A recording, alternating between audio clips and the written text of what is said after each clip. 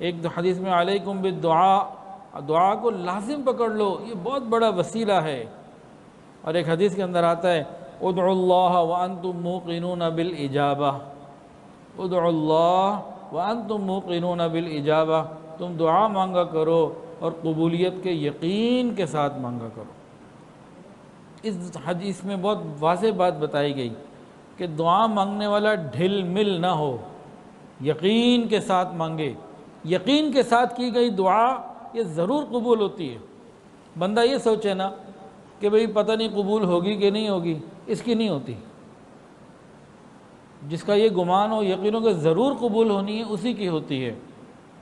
اور شیطان یہیں سے ہمارے ساتھ ہاتھ کرتا ہے، وہ ہمارے دل میں ڈال دیتا ہے میرے بندے تم بڑے گناہ گار ہو، تمہاری دعا قبول نہیں ہونی۔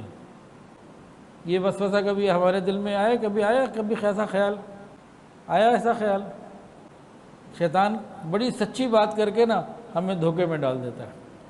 یہ سمجھ لے، آج مزیدار بات ہے، بڑے گر کی بات ہے۔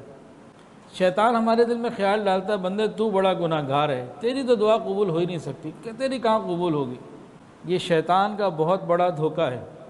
دعا کیسے قبول ہوتی ہے؟ جب یقین کامل ہو پھر قبول ہوتی ہے، اور جب ڈھل مل بندہ ہو تو اس کی واقعی قبول نہیں ہوتی۔ شیطان اس بات کو سمجھتا ہے، وہ کیا کرتا ہے؟ ہمارے یقین کو کمزور کر دیتا ہے، پھر ہم مانگتے بھی رہتے ہیں تو نہیں ملتا۔ اب آئندہ کبھی اگر شیطان یہ وسوسہ ڈالے نا کہ بندے تو بڑا گناہ گار، تیری دعا کہاں قبول ہونی ہے، نہیں قبول ہوگی، تو اس کو دو جواب دے سکتے ہیں آپ۔ ایک تو یہ ہے فرعون کے بارے میں کہ ایک مرتبہ دریائے نیل خشک ہو گیا، اس کی قوم کے لوگ آئے، اس کو سجدہ وغیرہ کیا، جو بھی ان کا طریقہ ہوگا کیا، کہا جی ہم سے راضی ہو جائیے، معاف کر دیجئے، دریائے نیل جاری کر دیجئے، بڑی پریشانی قحط سالی۔ انہوں نے کہا ٹھیک ہے جاؤ جاؤ ہو جائے گا، وہ تو خدا سمجھ کے آئے تھے، اس نے ان کو کہا ہو جائے گا تمہارا کام، جاؤ۔ اب یہ لوگ تو چلے گئے، رات آ گئی، اب یہ پریشان ہے فرعون، کیا کروں؟ دریائے اس کو تو پتہ ہے میرا حکم نہیں چلتا اس پہ، اب صبح ہونی ہے اور میری جو ہے خدائی داؤ پہ لگی ہوئی ہے، کیا کروں؟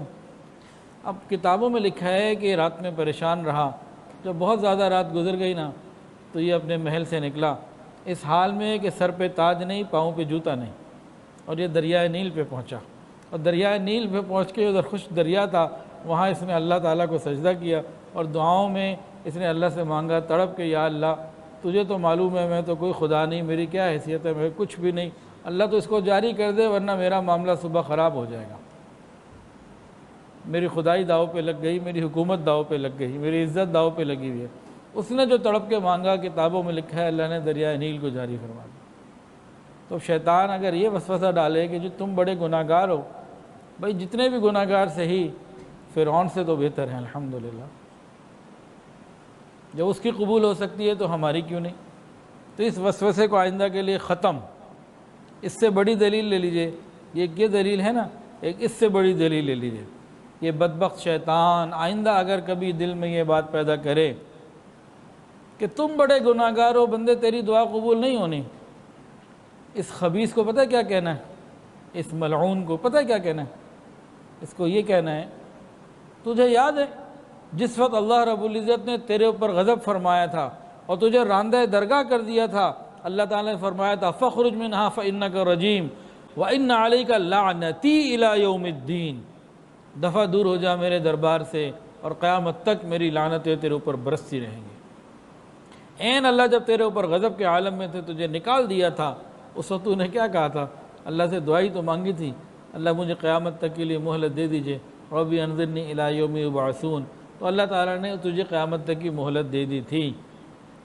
تو جب شیطان بدبخت تیری دعائیں قبول ہو سکتی ہیں، اور جب میں راتوں کو سجدے میں سر رکھ کر اللہ سے مانگوں گا تو میری دعائیں کیوں قبول نہیں ہوں گی؟